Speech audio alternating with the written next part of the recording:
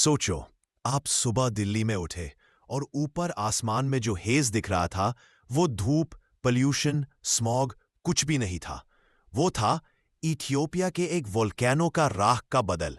हाँ, सही सुना। 5,000 किलोमीटर दूर अफ्रीका में एक वोल्केनो फूटा और उसकी वोल्केनिक ऐश दिल्ली, मुंबई, राजस्थान, गुजरात सबके ऊपर से गुजरी।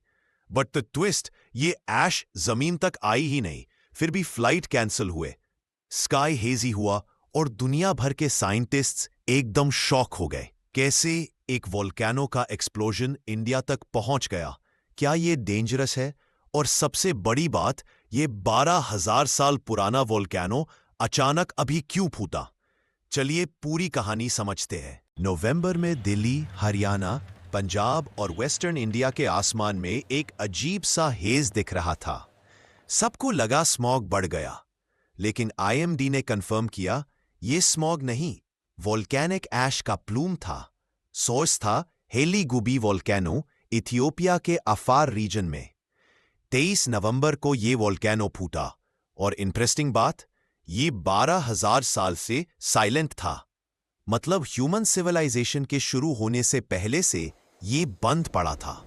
इरप्शन के बाद 15,000 से 45,000 फीट तक एक मैसिव ऐश प्लूम बन गया।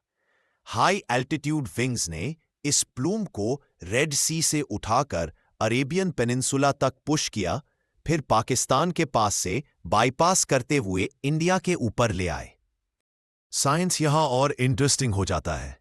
जेट स्ट्रीम, जिसे हम हवा का सुपर हाईवे कहते हैं, उसने इस ऐश क्लाउड को 100 से 120 किलोमीटर पर आवर की स्पीड से इंडिया तक पुश किया। इस प्लूम ने Ethiopia, red sea, Saudi Arabia, Yemen, Oman, Arabian sea, Gujarat, Rajasthan, Delhi, UP तक का सफर किया। सबसे बड़ी कंसर्न थी एक्यूआई।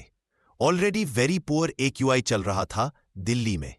लोगों को लगा अब वोल्केनिक ऐश से एक्यूआई सीवियर हो जाएगा। बट आईएमडी ने कंफर्म किया, ऐश जमीन तक आई ही नहीं, ये सिर्फ अपर एटमॉस्फेयर में फ्लोट करी, जेट स्ट्रीम में।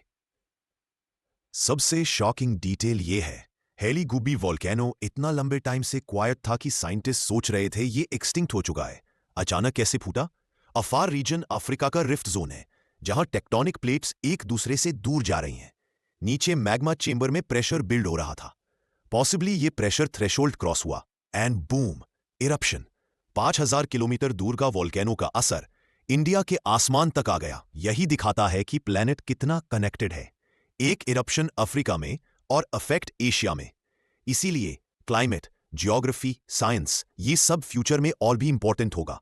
अगर आपको ऐसे रियल टाइम साइंटिफिक स्टोरीज पसंद आती हैं, तो दो सब्सक्राइब आपका अपना चैनल ऑल अबाउट इंडिया।